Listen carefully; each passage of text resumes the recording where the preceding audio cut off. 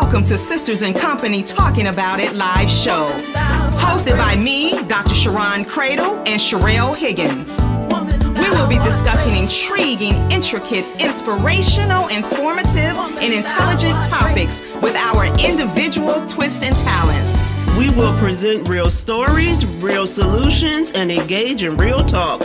So we invite you to be our company every Sunday afternoon at 3:00 p.m. as we focus on transcendent thinking that will move you forward. You become the company you keep. What company do you keep? Oh yeah, we are biological sisters by way of the south side of Chicago. So get ready to keep company with us and our guests as we talk about it.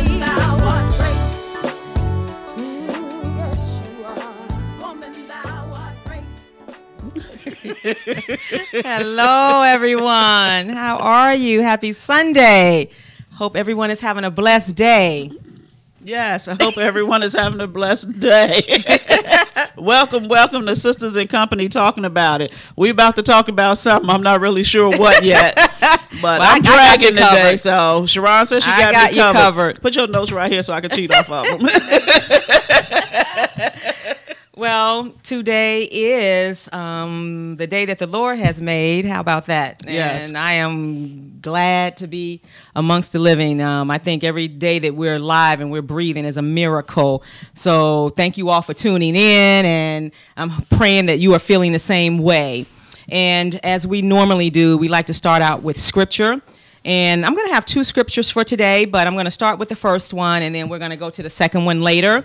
But the first scripture is Galatians 6 and 9. Galatians 6 and 9. And let us not be weary in well-doing, for in due season we shall reap if we faint not. And so the reason I selected that particular scripture today is because we're going to talk about Martin Luther King Jr. We can't, we just had these celebrations all over the country last week and recognitions last week about the legacy of that man and what he meant to this country during the civil rights era. And then we're going to come back and we're going to have our company, Frenchie, I call her Frenchie, and I'll share the second scripture because it's going to be very significant in terms of what she's going to talk about. And actually, she's going to talk about colorectal cancer. So, Sherelle. It was interesting. I read an article somewhere about Martin Luther King and some white female that he was supposedly in love with right before he was assassinated. And I thought to myself, why now? Mm-hmm. What's the purpose? Why are we talking about it now? And who's to say that that's really what went on? And I just thought that the article was very distasteful. Mm-hmm.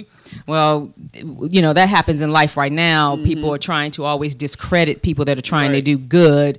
And so no man is without a flaw. How about that? That's exactly right. And it's just insignificant as far as I'm concerned, in terms of what he was doing, because his life had a greater purpose and a bigger meaning. And so, and that meaning, of course, has a lot to do with our ability to be sitting here today. Yes, absolutely. Having a show in the District of Columbia.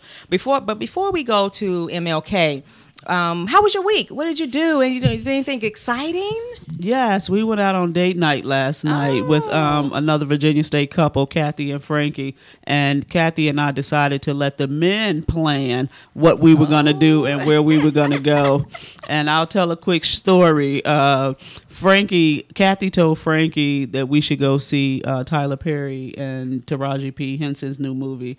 Was it Acrimony? Acrimony. Mm-hmm. And Frankie said it to Jim, and Jim was like, "Oh, absolutely not. We are not going out on date night to see no woman-scorned movie. She get revenge." He didn't want no parts of that. He didn't think that was a good idea for date night. I didn't understand what the problem was, but after he told Frankie, all the reasons why they shouldn't be going to see that on date night, Frankie thought that was hilarious. And he was like, yeah, I agree. No movie. So we end up going to a Brazilian steakhouse and to a comedy club. So they did really well. Oh, that was nice that the men planned. That's good. They're supposed to. Yes. They're supposed to plan some things. We can't always plan dates. Right. And then, of course, on Friday night, we went to the Virginia State meet and greet. Oh, that was in Bowie. Okay. Now, only Virginia State have a meet and greet that started at 3 o'clock in the afternoon on a Friday, as if people don't have jobs to attend. But, we made it work. Yes. Well, I didn't hear anything about it. But I was not in town, so it wasn't meant for me to hear about it. I went to a wonderful women's conference down in North Carolina. And only thing I'm going to say is some women were released. That's all I'm going to say. That's important. And we had some millennials, Melissa and Nakia, and they were incredible. And you all, you will be hearing a lot more from those two dynamic young millennials because they are amazing. And I was even blessed by that. And so we're going to go ahead and get started with our conversation about MLK. So I didn't really want to insult anybody's intelligence and talk about the things we know.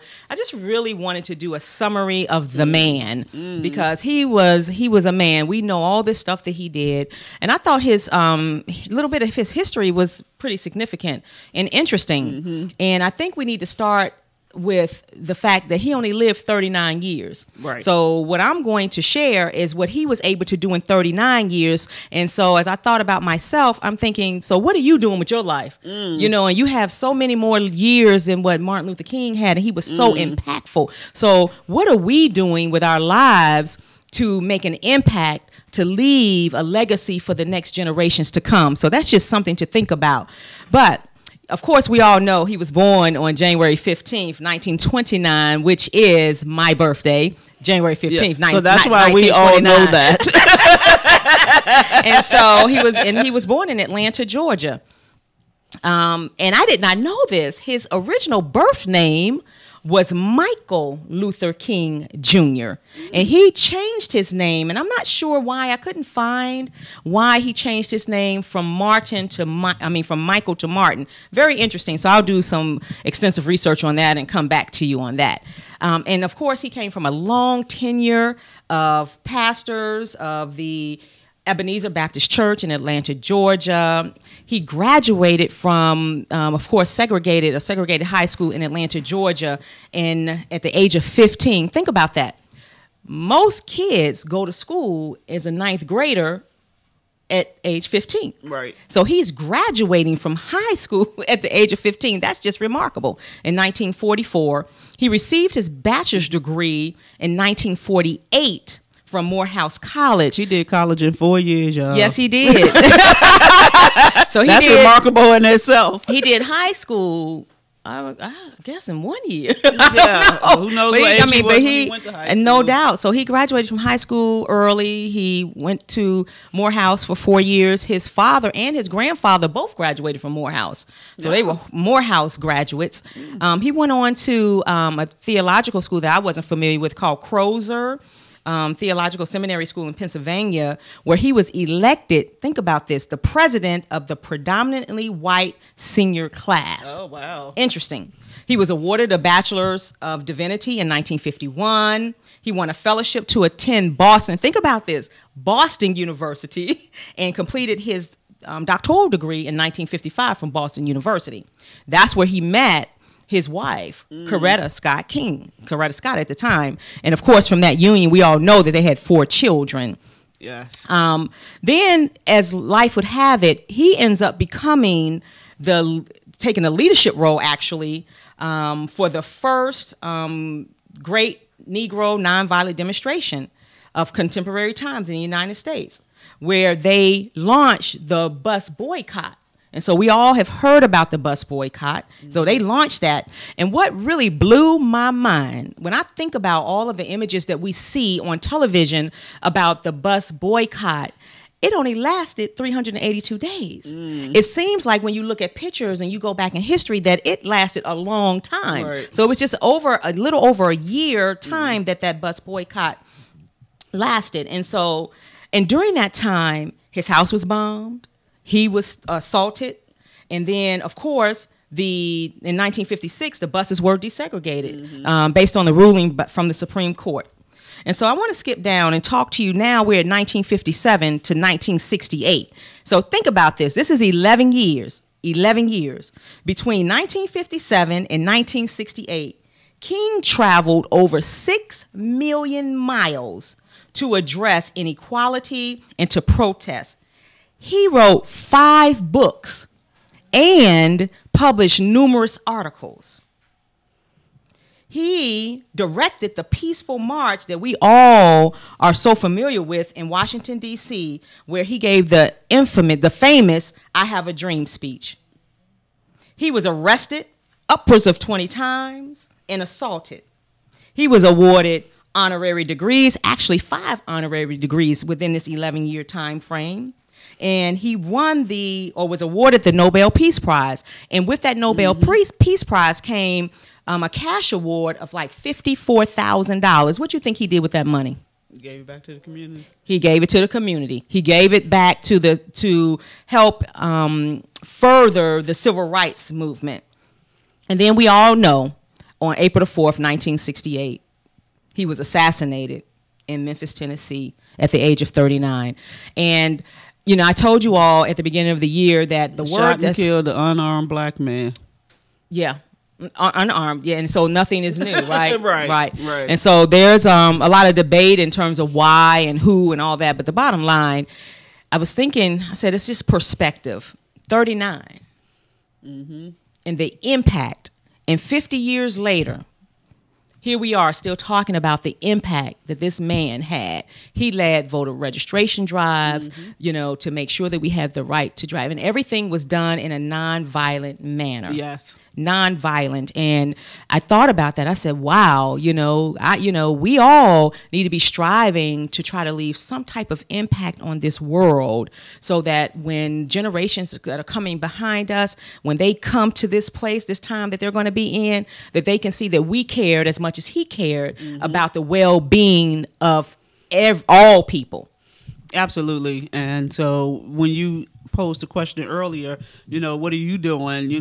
Many of us are beyond the age of 39 or quickly approaching the age of 39 or may even currently be 39. What are you, leaving behind? I can tell you my legacy is certainly going to be about uplifting, empowering, and motivating other women. I already know that. No doubt. And so I'm walking in my purpose, and I know that I'm grounded in that. And I don't take that for granted that a lot of women seek me out for encouragement and empowerment and to, just pass on, whatever I can to kind of assist them. So I already know what my legacy is going to be. And as I thought about it some more, I thought to myself, as a child growing up in the inner city, and I think everybody's experiences had to be different. I'm thinking if you grew up in the South, maybe you heard a lot more. And although Martin Luther King had, he marched in Chicago, and that was a pretty violent situation back then. But me being a child, I just don't remember family members ever really talking about Martin Luther King. I just kind of thought about that today. I said, I don't remember those conversations. I think we learned some things about him in school, but in terms of families and how engaged were they, during that time with the whole effort. And so that's just a conversation to have with family members, because I'm sure some family members had to be involved in some way, went to a march, did something, but I'm not familiar with it. I mean, you have to look at it from, the inner city of Chicago. While it was segregated, all of the black people were in one area for the most part. And so, they didn't necessarily experience the same as people in the South, where the segregation, they were living amongst each other, they were segregated. Yeah. You know what I'm saying? So you're talking about the racism. Yes. And so I think that,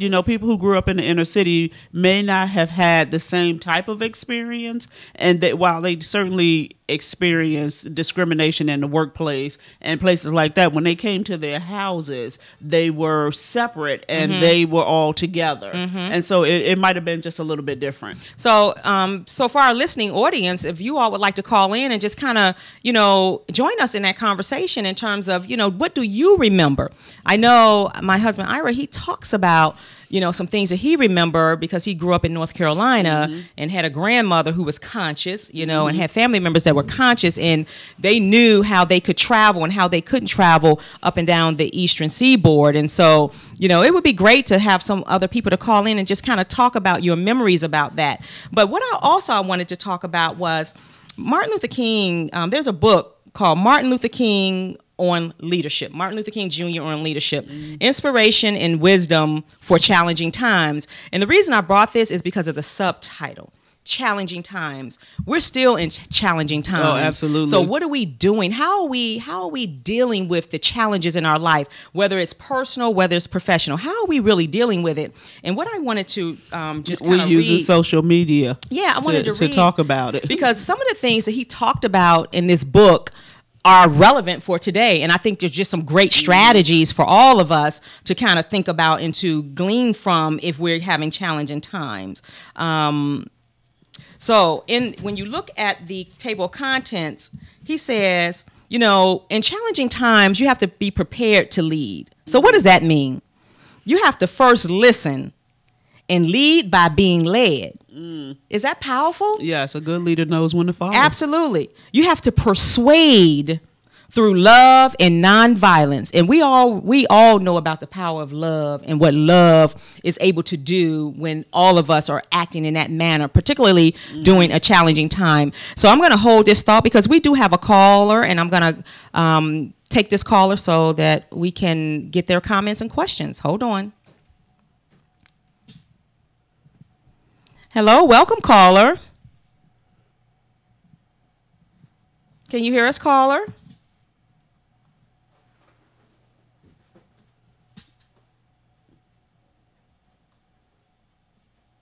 Caller? Yes. Hello?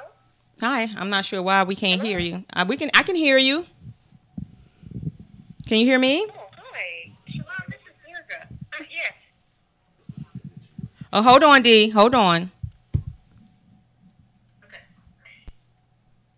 Okay, can we hear her now?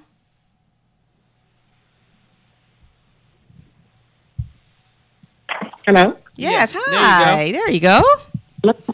Hi, how are you? We're doing wonderful. What's your question? That's good. Y'all look great. Thank you. Well, I wanted to share that today, it's so interesting what you're saying right now. Today, Gabrielle and I were blessed to attend a sermon at the Washington National Cathedral. Yes. And so what they did was they were commemorating Dr. King's last time preaching there. So they played that recording. And interestingly enough, what struck me is that he could have given that same speech today. Yes. And it would still resonate.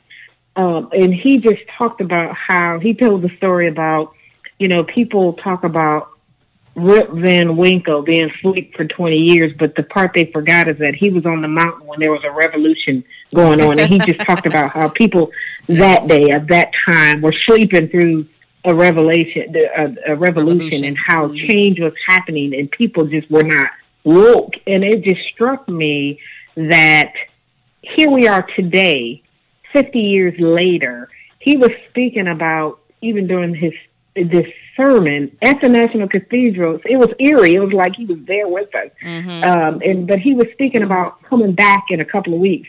But you knew that 4 days later he was assassinated. So just very interesting. I just thought it just resonated with me, and it was on the topic of what you all are discussing. I just wanted to share that. Well, I appreciate that. That was very interesting because, so we have the saying today, stay woke. Right, stay woke. Because, and I really talk about my experience being an election judge and how I was just flabbergasted about the number of people that did not come out and vote.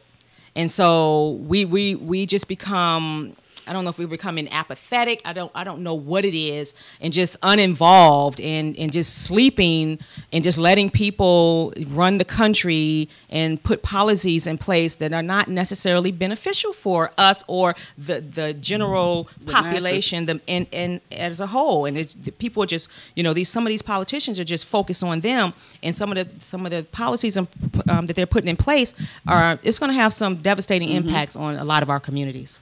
Oh, that's for sure.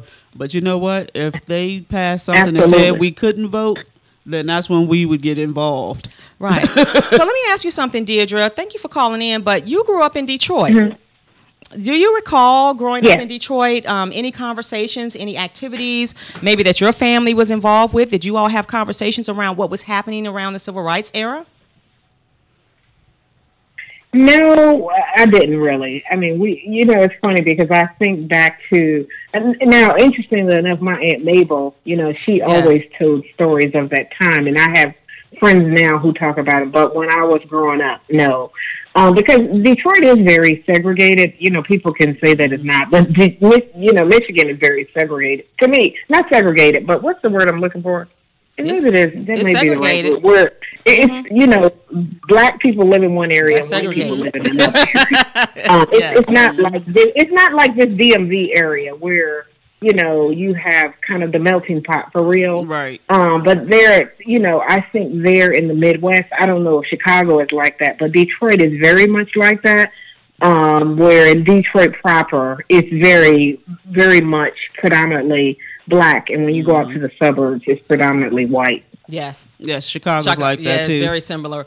I remember growing up on the south side of Chicago, literally, I guess there were white people on the south side, but they were southeast, right? Right. Or southwest. The southeast. We were southwest. Okay, and so, but there was no co-mingling or anything.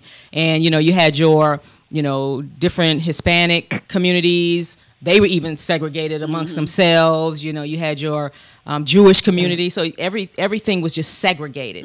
And not until I went to high school did I remember seeing my first white person that I can recall. Right. I had one white young lady in high school with us. Okay. Interesting. Well, thank you so much, Deirdre, for calling in. We really appreciate it. Her name was Becky. Absolutely. I would love to say, for those people that can find this sermon, it's called Remaining Awake Through a Great Revolution. And this is the sermon that he preached, that Sunday sermon in the National Cathedral. But I mean, you have got to listen to it. Okay. It's incredible. I will definitely. So it Remaining Awake Through a Great Revolution. Okay. Wonderful. All right. Thank you. I appreciate it. So thank you. Yes, thank you. So when we're talking about preparing to lead, he said, learn, because when you're a leader, you don't know everything. So you have to listen. You have to learn as much as you can so that you can help set the direction for dealing with the challenges that you're going to be facing as a leader. And he said, we must master the art of public speaking. Say it. You have to master the art of public speaking so that people will listen to you and they want to listen to you, and being able, and he was just masterful, being able to tell a story, getting people hooked in on what you are trying to convey and keeping it simple so that people can understand it. Oh, absolutely. And then he says, you have to encourage creativity and innovation. And when you are a leader, especially during these challenging times, you have to allow people to be creative and use innovative ways or methods to try to push through those challenges. So those are just a few of the topics that he talked about in his book. And if you're not familiar with it, it is called Martin Luther King Jr. on Leadership, Inspiration and Wisdom for Challenging Times by Donald T. Phillips. Yeah, it's interesting, all of that. What's the copyright on that book? It's old. It says March 2000, available March 2000. That's 18 years ago, and here we are still having the same conversations about the same stuff, and we're still basically doing the same things. And so at some point, we're going to all of us have to take responsibility and take some steps forward and not continue to allow the cycle to repeat itself. And I don't know if I subscribe to the fact that we're all doing the same thing. I just think that people make decisions, right? We've come so far, some of us, and people just make decisions about what battle they're going to fight, what cause they want to be involved with, and we tend to look at it as it's somebody else's, it's somebody else's battle to fight because it's not really going to have an impact on me. Well, I just don't agree with that. I think that everything eventually trickles down or spreads out to communities, and it has an impact sooner or later when I said we were all doing the same thing, I mean in terms of here we are having the same conversations about racism, segregation, yes. and we are still having those conversations about it. And so at some point, you know, as you said, we got to stop waiting on somebody else to do it and figure out what it is we can do to help push equality forward. And the bottom line is that this country was founded on racism. You know, we already know that that's a social construct because it just doesn't exist. You know, this whole thing of race, it was made up. You know, it was made up to oppress a people. And so, and you know, when I think about it, and I think about all that Martin Luther King he did, I'm just, you know, I'm kind of speechless, to be very honest with you. When you really think about a man putting himself out there for us, and he knew that during that time that there was a great possibility that he will get killed. Yes. And so, and they tried to kill him, and so, you know. And we, you know, me, can't say that I'm honestly willing to stand up and put my life on the line to be killed, right. You know, possibly killed, you know, because we already know that this government has done some things, some very questionable things, and that's factual, you know, and so it's at some point, you know, like he did, and that's why I liked about Galatians 6:9, because I was thinking, I'm sure he had to grow weary in well-doing, but he didn't faint. Right? He didn't faint, and because he didn't faint, there was a lot of legislation that was passed during that time to give us some of the freedoms that we experience today. And so I just thought it was a great opportunity to kind of talk about the man. And, you know, you already know that God created him and put him on this earth for a purpose, because his purpose was very clear from the very beginning. He had to be intelligent. He had to be a great speaker. He had to be able to motivate. He had to be able to lead. He had to be able to deal not only with just white people who were against him, but us. Right. Some of us who were against him. A troublemaker. Absolutely, absolutely. So, you know, just God bless his soul, because I'm not sure where we would be today had it not been for that pivotal moment in this particular country. Yeah, who knows where we would be if it wasn't for him. Yes. I know one thing we probably wouldn't be doing is voting. And yet here we have the right to go out and vote, and we choose not to for whatever crazy reasons we all tend to tell ourselves as just to justify why we don't do it. And here we are sitting in this great District of Columbia, Washington, D.C., where everything goes down. I'm going to tell you something, and just to imagine, I really can't imagine. I see the films, I see everything, and I'm like, that's just incredible.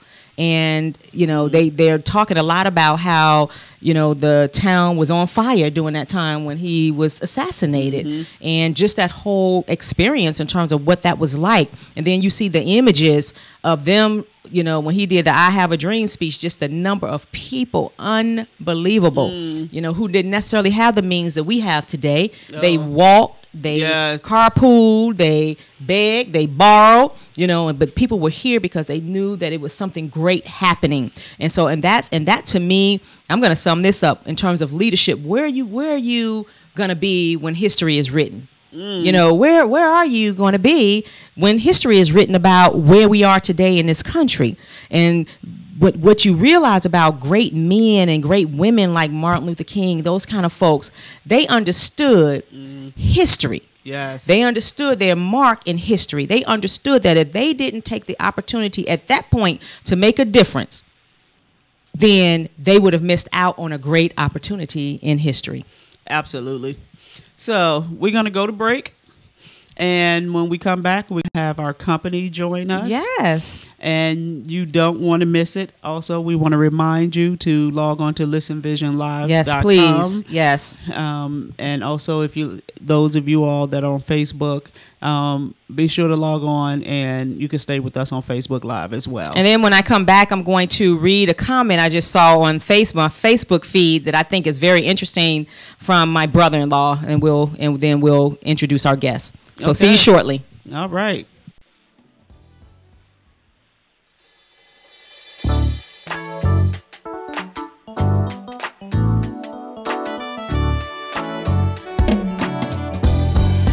Woman, thou art great. Welcome to Sisters in Company Talking About It live show. Hosted by me, Dr. Sharon Cradle and Sherelle Higgins. We will be discussing intriguing, intricate, inspirational, informative, and intelligent topics with our individual twists and talents. We will present real stories, real solutions, and engage in real talk.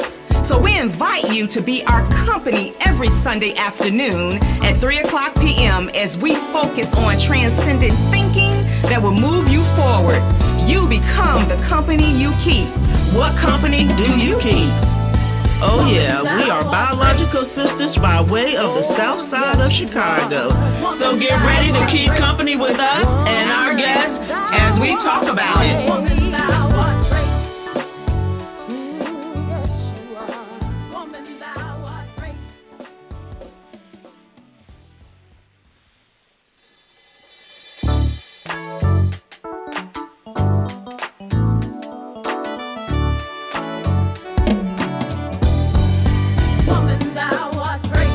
Welcome to Sisters in Company Talking About It live show.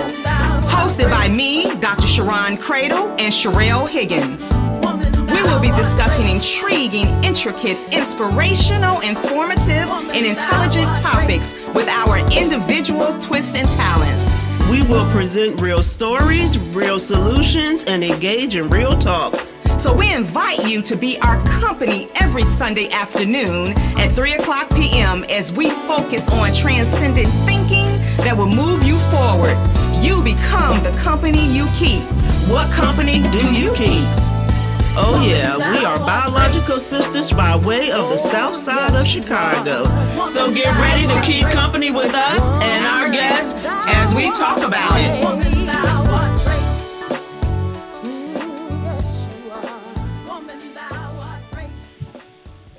Welcome back, everyone. That was such a great conversation and a great lesson on the man. And as I said before I went to break, I want to read two things. We got a message saying that his name, and this came from Sora Tammy, her grandchild, Noah, said that Martin Luther King Jr. changed his name to Martin Luther King, was changed by Martin Luther King Sr. in honor of the great Protestant reformer. And his son's name was also changed to Martin Luther King Jr. That's just interesting, very interesting. Yes. So I'll do some more research on that. Thank you, Tammy. I appreciate that. Also, my brother-in-law says not doing nothing or picking and choosing battles can be interpreted as being complacent.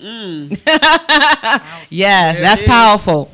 And then we have Leonard Spicer, who says, men, we need to get it in gear.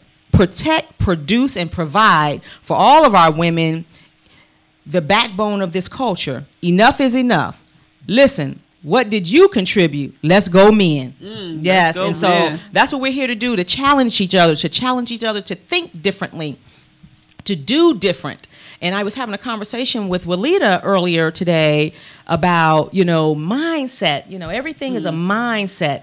And, we seem to be in a mindset of surviving. And even I have to challenge myself with that, and not in a mindset of thriving. Right. Because when you have a mindset of thriving, you act different, you move different in the world. And so let's all try to get into a mindset of thriving and making a difference. Yes, I like that mindset of thriving instead of a mindset of surviving. Absolutely. I like it. Yes. And so we're gonna switch gears, and I want to actually read this scripture, because when I thought about this beautiful lady that's sitting here with us, there were two. Smile for the camera, I know girl. There were two scriptures that came to mind, and the first one was 1 John 4:4, and it says, "Ye are of God, little children, and have overcome them, because greater is he that is in you than he that is in the world." And the second one is Psalms 30:5. "For his anger endureth but for a moment.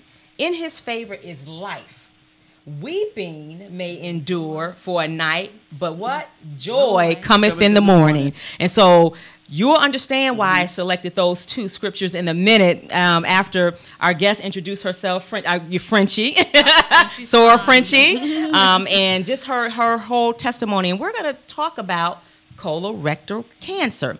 because we all know everybody is talking about what's going on with cancer. It's everywhere. Everybody is being touched by it. And so, you know, go ahead and introduce yourself to our listening audience, and then we can just go right into our conversation. Good afternoon, everyone. My name is Franchetta Payne. And actually, I was just driving up George Avenue, and I was born at Freeman's Hospital before it was Howard University. Okay. And I want to thank my sisters for inviting me here on this afternoon. I had met Sharon, and I met Sherelle through reading from the Women's Conference, but I had so much about them. And I just thank God for great women, for great women. And I'm not sure how much you want me to tell, but I'll just go into the fact that I live in Prince George's County. I've been educated in Prince George's County. I am currently a 17-year colorectal cancer survivor of colon cancer. Yes. To God be all the glory. To God be all the glory. And I just wanted to say, because a lot of people don't know, it's rectal and colon cancer different. Yes. Cancer of the rectum is the rectum. And the cancer of the colon is our colon. Correct. So they are two different cancers. Right. And I did a little bit of research, and this is what the research said to me. It says it's also known as bowel cancer, colon cancer, or rectal cancer. Yes. And it may have effects, never mind, but it's estimated that in about 1 in 21 men and 1 in 23 women will develop colorectal cancer in the United States.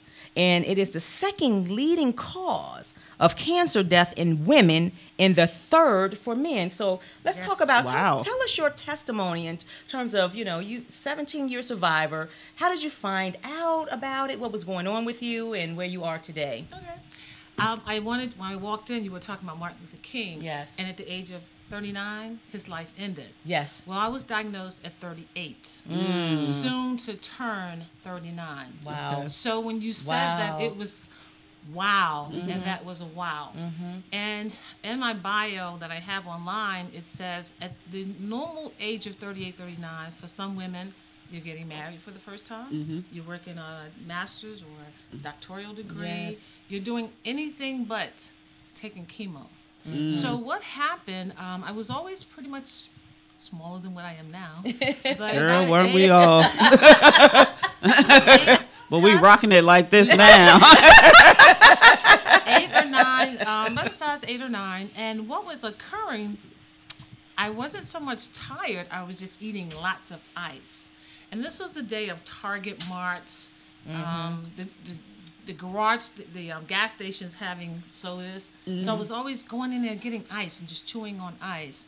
So to make a long story short, I had an episode. And the episode was a stool, and I'm going to be very graphic, direct and open. Because we want y'all to do something after this. That's for right. a lack of knowledge, you know, the Word of God said we perish for a lack of knowledge. But nevertheless, I'm currently in medical sales for Baxter Healthcare. I've been employed with them for 30 years, ready to retire.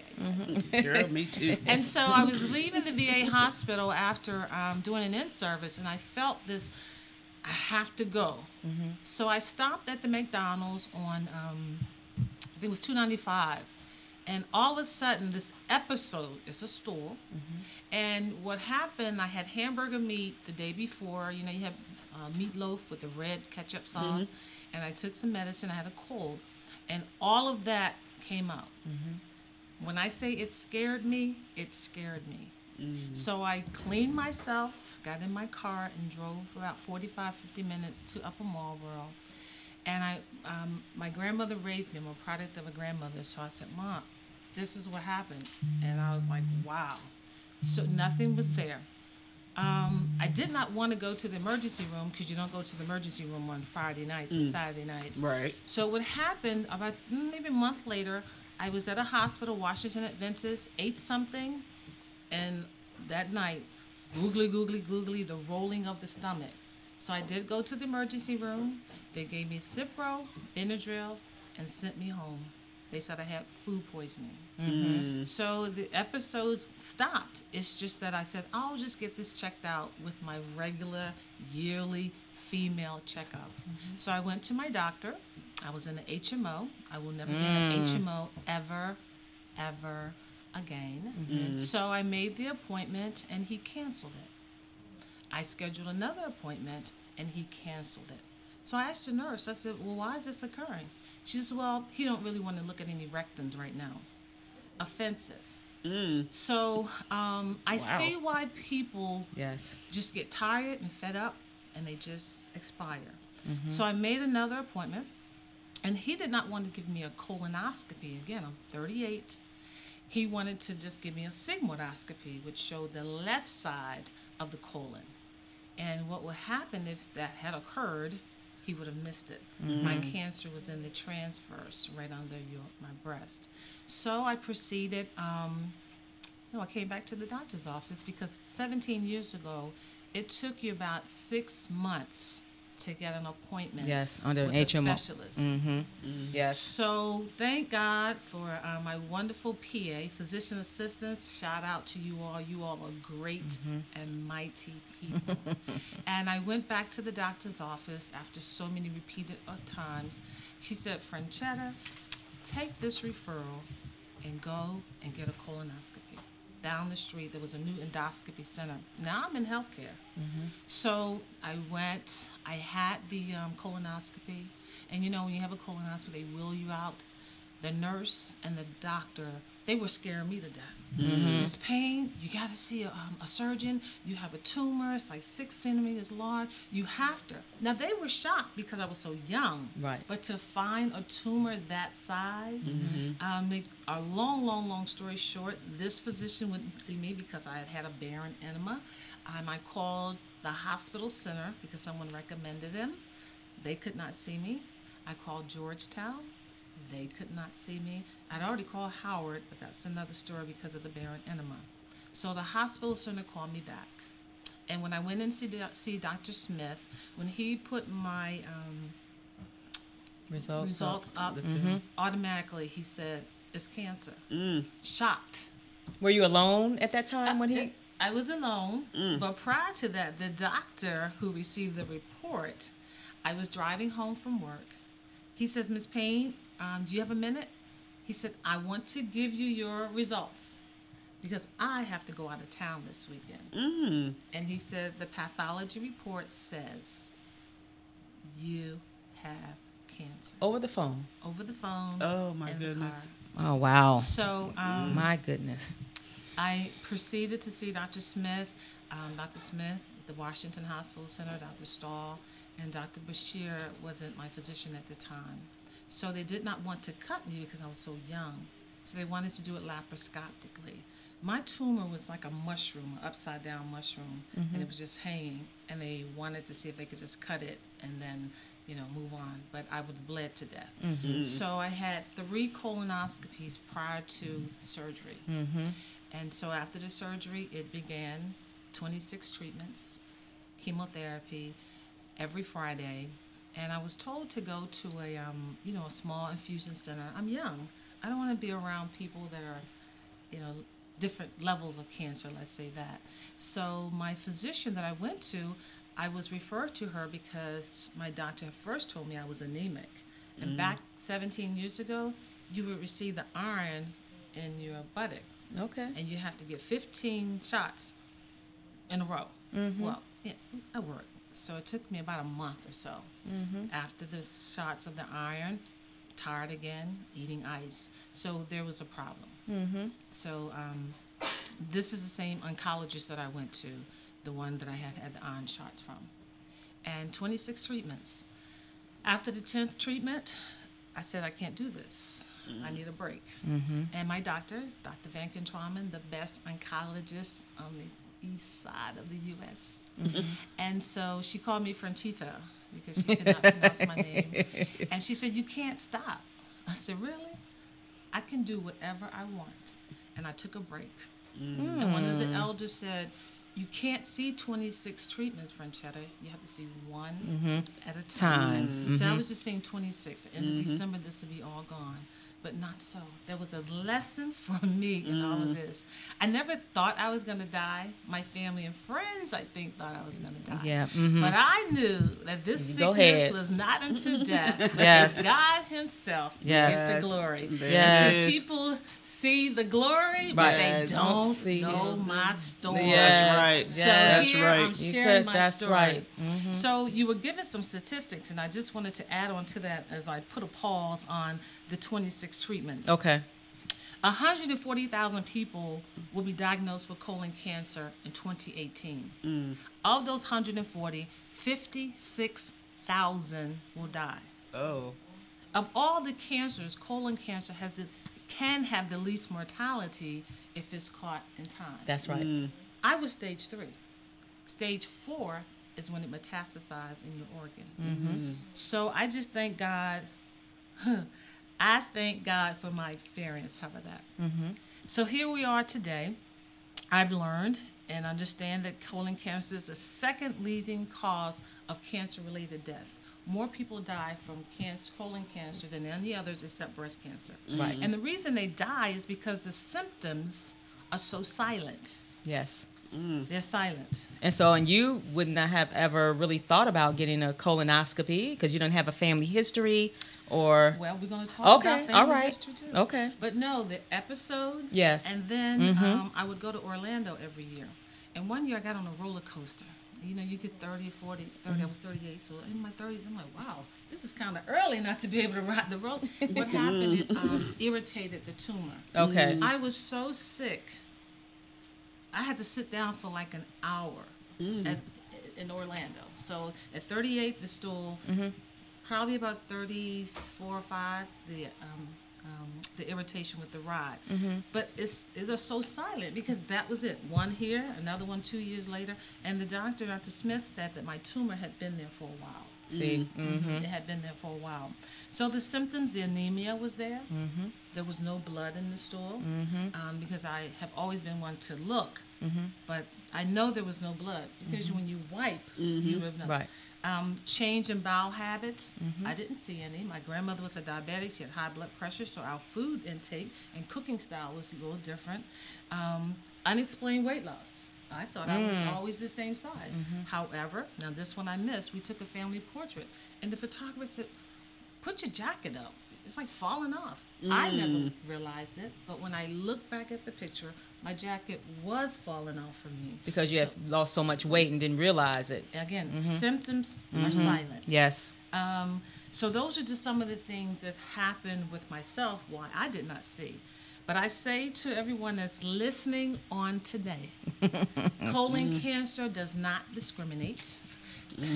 Ethnicity, male or female, race, it does not discriminate. So I say to you, when you're eating hamburger meat, your stools are going to be nice and firm. But if you haven't eaten any hamburger meat, and you're eating vegetables, and you're eating greens, and a day or so, your stools are going to be green. But if your stools are nice and large, and all of a sudden they get really small and firm, squiggly, something's wrong. And I challenge you to just, that's interesting. Every time you flush from a stool, turn your big head around. Turn it around and take a look back at your stool, and then flush. Young people, I was 38, soon to be 39. There was another young lady when I was taking treatment. She was 35 years old, and the age is getting younger and younger. In the Washington, D.C. area, African Americans, why, I'm not sure.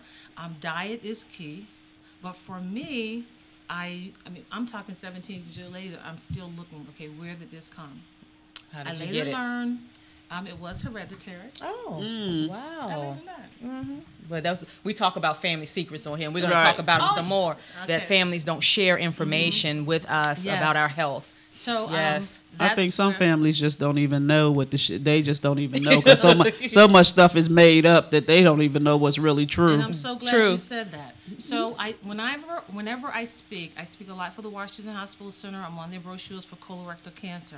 So when they say, "Oh, when you're 60 or 58," no. Big Mama, you bring Sharika, Malika, the grandchildren, the nieces and nephews. When Big Mama passed away, Yes. you should know why Big Mama passed. Oh, absolutely. Oh, it was a heart attack. No. No. It was a little bit more than Right. just a heart attack. Right. That's what they told you. Right. Right. And that's one of the things I would say as African Americans, we fail to understand and find out what Why? is going on in our families. Yes. And the why. That's exactly right. I told you I was raised by my grandmother. I knew every medication she was on. When I would go to the doctor, he's talking to her and I'm answering the questions. That's right. She can't remember. She's in her 70s at the time. But my point is, turn around and flush. It's okay to have some chillings, but don't eat the whole bucket. And then after you do that, take a little enema, a little something to get it all out of you. But it changed my life. I've had adhesions after that. Adhesions is when it attaches itself to another organism. Painful. I've had a hysterectomy. I've had a thyroidectomy. And that's the other thing. When you go to have any radiological tests, there's a thing called a belt or whatever. Have your neck covered. That's the other thing that's happening with African American, all women, I should say. The radiology, the radiological rays from your teeth, your mammograms, all of that. Wow. It's affecting your thyroid. And so mass will grow on there. And the only way for them to detect whether it's cancerous is to have it removed. My youngest sister died from breast cancer. She never saw the age of 49. So that cancer demon is in our family. But the devil is a liar. Right. And he is a defeated foe. Yes. And I am here today because of the grace and mercy of God. Yes. And we were talking today in Sunday school how, what is Jesus to you? Yes. He's a healer. Healer. I was Yes. telling the young lady, I knew him as a healer. I'm praying for individuals. But knowing him and experiencing him Are is two different things. That's Absolutely. exactly right. Knew God, Yeah. but Yes. Abraham did not experience God until he had to offer up his son. I could lay hands on the sick. I knew he was a healer, but I did not experience it until I had That is the cancer. truth. You better Yes. preach up And in here, God girl. heals Yes. instantaneously, my friends, and he heals in combination with medicine. Yes. Meaning I've lost friends because they said I'm a holistic person and I don't want to take chemo, and they're not here to tell the Lord about it today. So get your chemotherapy, get your radiation, because God gives doctors the spirit of wisdom, understanding, counsel, and might Yes. to tell us what to do. And what I say to that is that God heals on this side or on the Yes. other. On the other side. And Yes. so we decide. We get Right. to choose. We get to Absolutely. choose. Based on how we want to live. And it's all about information. It and that's is. why I wanted Frenchie here, because it's about information and taking that information and doing something with it. Because I've had colonoscopies. I've had 2, actually. And they found a few polyps the last time. So I have to do it every 3 years. So next year I have to have another one. Right. But they probably found one, too, because I didn't really take the solution. Because I was thinking to myself, really? And they did. I took half of it. You I'm know, just being honest. Station break. Let me get my oil. You always, we always know better, don't we? well, the pathologist that came to our conference said that they do have a different way. Oh, yes. And so it was that whole solution thing for me, and I just couldn't get it down. And I told him, I said, I drank half of it. I didn't lie. So, I don't know, but they found some polyps. They weren't cancerous, but because of that, I have to go back every 3 years. Well, I have to go back every year. Okay. So I've had 3 prior to the cancer, 7 to 20. And every year they find polyps. And I've changed my diet. I've done everything. It's just hereditary. Okay. So for the person who never goes, Right. and the polyps are there, they just lie dormant. Right. They Right. become cancerous. And then the men, they won't go get a prostate, so they're not going to go get a colonoscopy. Right. And they put you under for the colonoscopy. Right, they do. And so They that do. you don't even feel anything. You don't even know Yes. what's going on. Exactly. It's just the process to getting to that. Yes. You just have to endure, and it's like you said, it's just one day at a time. Take it. It's in the moment. You got to do what you got to do, and so And women that had children, you've experienced worse. So yeah. don't let that be a deterrent. So Frenchie, so that experience pushed you into your purpose, so to speak. So Yes. talk to us about your nonprofit. Okay, I was just sharing with Lynn, the thing that's so unique about Victory and Empowerment, Inc., and why Victory and Empowerment, Inc., because most people told me, when you do a 501c3, it should be a short name, something somebody can remember. Well, you can remember Victory, and it will empower you to go to your next level.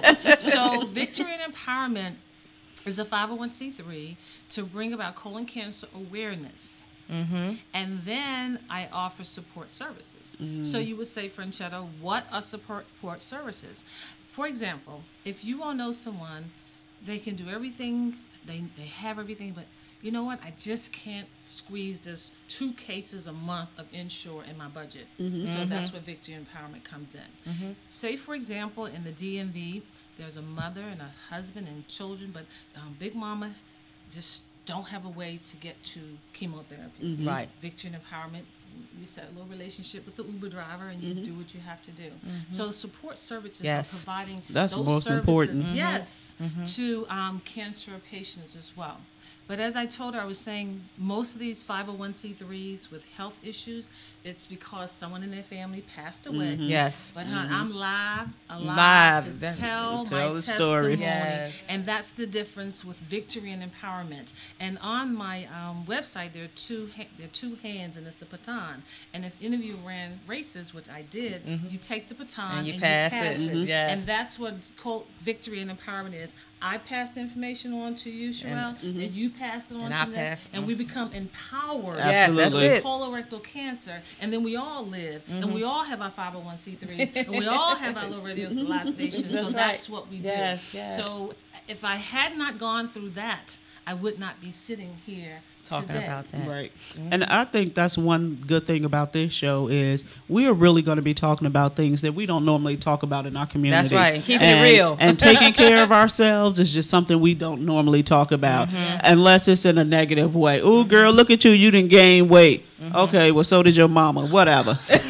We need to make sure I can't. that, we have some real conversations on this show and not just try to bring each other down because somebody gained weight, because Yes. we all have. Yes. There's very few people in the world that weigh the same amount they did in high school.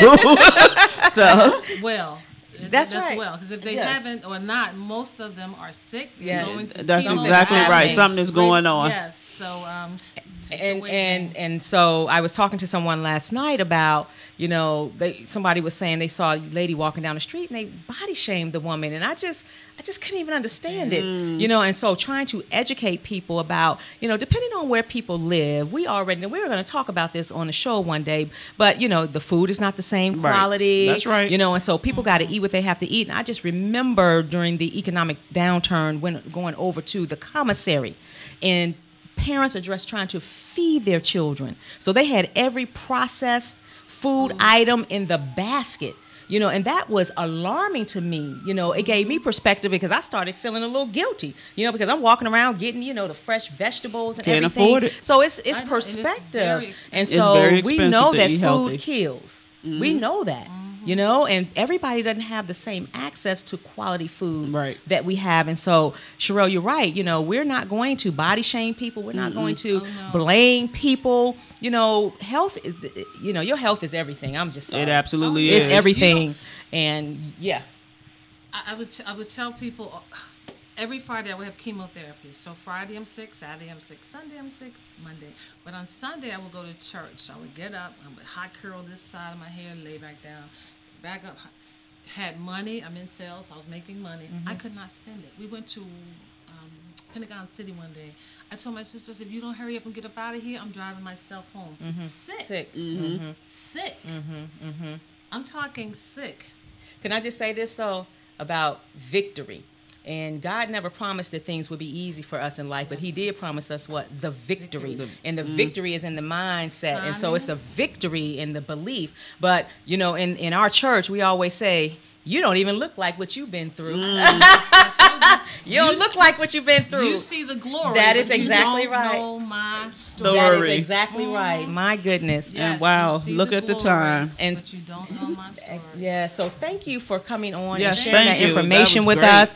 Time just always goes by so quickly. And Sherelle and I are going to reassess this at the end of this contract because people are trying to encourage us to give it a 2-hour show because it goes by so quickly. Yeah, so quickly. But I think that was enough information. I want everyone out there under the sound of my voice, please go get yourself checked out. Have a physical, have your colonoscopy, your mammogram, your prostate check, your teeth, because that's a whole nother. I'm going to have a dentist because that's a whole nother issue that leads to some major, major health challenges. Yes. So please, if you have the insurance, just go. Just go. Can I just make Yes, one last comment? One of about the, 5 seconds. Real quick. They're saying 7 in 10 Americans over 50 who have not been screened have insurance. So Oh, wow. that's enough said. Okay, enough said. All right, thank you all. Yeah, thank Tune you all in for again tuning in. next See you Sunday on at next 3 o'clock. Sunday. Thank you all. Bless you. Have a blessed day.